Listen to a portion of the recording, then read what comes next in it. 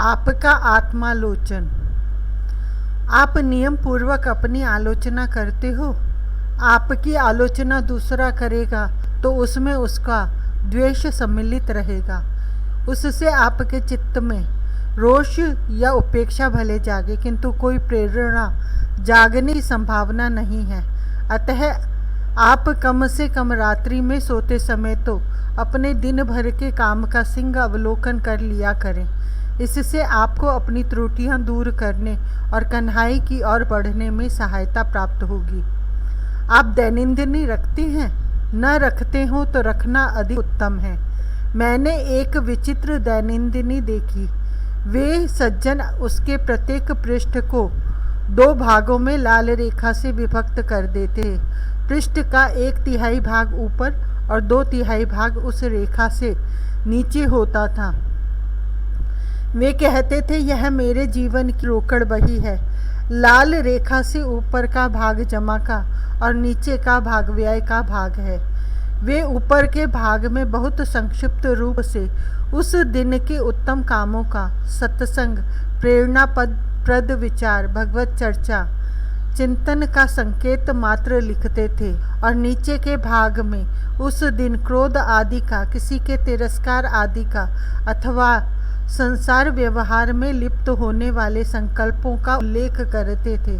वे प्रतिदिन सोने से पूर्व अपनी दैनंदिनी को भर लेते थे और सप्ताह भर के पृष्ठ पढ़ लिया करते थे।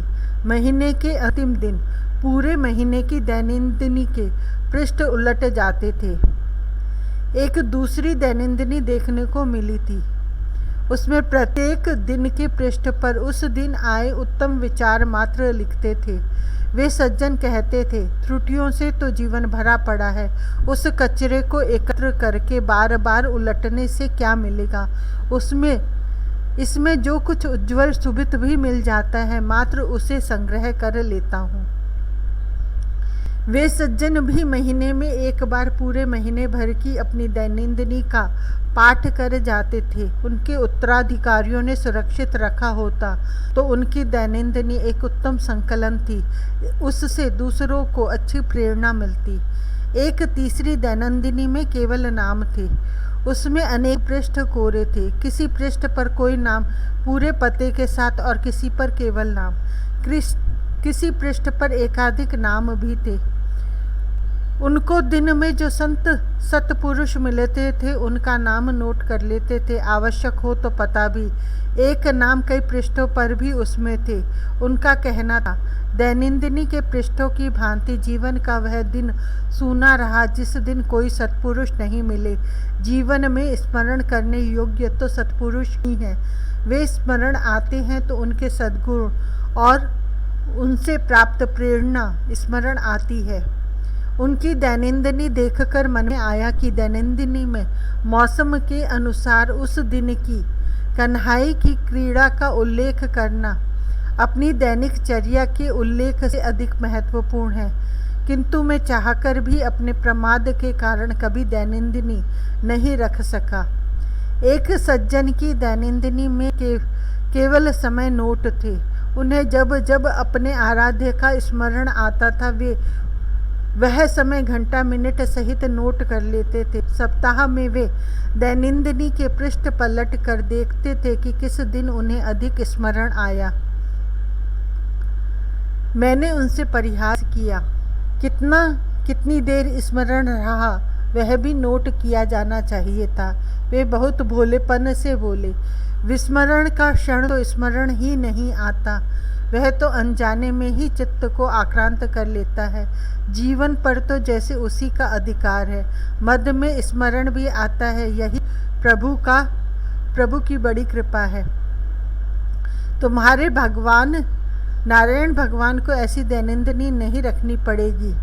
मैंने फिर परिहास किया, वे तुम्हारी दैनंदिनी देख लेंगे कि तुमने कब कब उनका स्मरण किया है। उन करुणा वरुणालय को इस अधम का स्मरण एक बार भी हो जाएगा तो इसका कल्याण हो जाएगा। वे बहुत भावभीने स्वर में बोले। मैंने उन्हें कहा, वे सर्वज्ञ हैं, चाहे भी तो किसी जीव को विस्मृत नहीं कर सकते। माया की प्रेरणा केवल जीव को विस्मृति विमुग्ध करती है।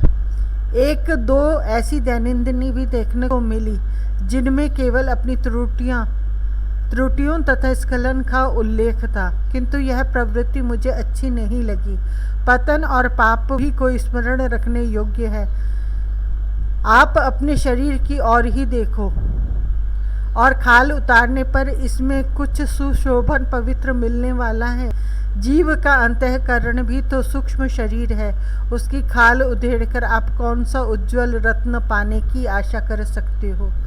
अतः चिंतन करने योग्य अपने दोष नहीं है। पैर में गंदगी लगी हो तो उसे हाथ से टटोलकर सूंघिए मत, पैर को झटपट धो डालिए। स्मरण करने योग्य केवल नंद नंदन है, और उसका स्मरण राशि पाप पर्वत को भस्म कर देने वाला है, जिससे त्रिभुवन पावनी सुरसरी प्रकट हुई। पाद पद्मों का स्मरण कीजिए।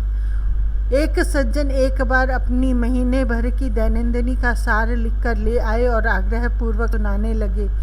उसका प्रारंभ ही था, मैं अत्यंत पतित हूँ, मैंने इस दिन यह कर्म किया, इस दिन मैंने 2-3 दिन का सुनकर ही उन्हें रोककर कहा, आप 30-31 शीशे के जार ले आइए, उन पर तारीखें चिपका दीजिए, उनमें तारीख के अनुसार मल त्याग करके एक कमरे में उनको सजा लीजिए।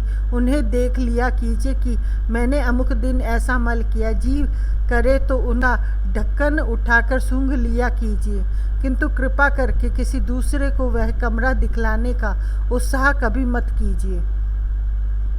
भगवान ने मनुष्य को अपनी बुराई छिपाए रखने की ठीक प्रवृत्ति दी है। यह तो कुछ लोग हैं जिन्हें दूसरों के शौचालय में झांकने का व्यसन होता है, और वे वहाँ की दुर्गंधी का वर्णन करके औरों की रुचि बिगाड़ते फिरते हैं। यह संसार अज्ञान का कार्य है, अज्ञानवश ही इसमें जीव भटक रहे हैं। उनसे त्रुटियां तो होती ही रहती हैं। आप कूड़े घर में गंदा कचरा ढूंढने बैठेंगे तो लाभ, वहाँ तो सभी गंदा दुर्गंधित ढेर है। उसमें कहीं चमकती आलपिन, रत्नकण, इत्र की शीशे भी मिल जाती है, यही विशेष है। चुनकर उठा लेने योग्य वही है।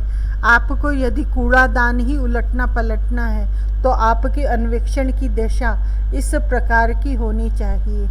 मैं बात आपसे आपके अपने जीवन के आत्मालोचन की कर रहा हूँ। यह आत्मालोचन करते हुए बार बार यह देखिए कि आपके जीवन में कन्हई का स्मरण, चिंतन, स्नेह, सौहार्द कितना बढ़ रहा है। कहीं घट तो नहीं रहा है? यदि घट रहा हो तो घटने का कारण ढूंढकर उसे दूर करने का प्रयत्न कीजिए, किंतु उस कारण को ही इतनी महत्ता मत दीजिए कि उसी का चिंतन होने लगे।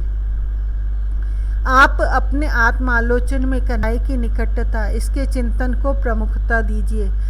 इसमें यह स्मरण रखिए कि जब मनुष्य अपने सद्गुण, भजन, जप, तप या प्रेम को देखने लगता है तो उसका पतन प्रारंभ हो जाता है।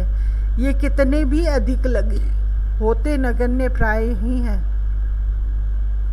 जब मनुष्य अपने पर भगवत कृपा का स्मरण करता है, भगवत अनुग्रह को बार बार देखता है, तो उस पर दिव्य कृपा का प्रवाह अधिकाधिक उतरने लगता है। उसे उसी कृपा की उत्तरोत्तर अनुभूति बढ़ती जाती है। सबसे श्रेष्ठ दैनंदिनी वह है जो कृष्ण कृपा कब कब कैसे होती रही इसका विवरण बार बार स्मरण कराती रहे। आप कन्हई का स्मरण अधिकाधिक कर सको, इसको बढ़ाते रहो। इस प्रकार की पर्यालोचना प्रतिदिन मन ही मन लिया करो। यह आपके लिए बहुत प्रेरणाप्रद होगा। अपने पर हुई भगवत कृपा सार्वजनिक रूप से प्रचार की वस्तु नहीं है, अपनी संपत्ति प्रदर्शन की वस्तु नहीं होती। वह प्रयत्न पूर्वक छिपाए रखने की वस्तु है, किंतु उसकी दैनिक संभाल भी बहुत आवश्यक है।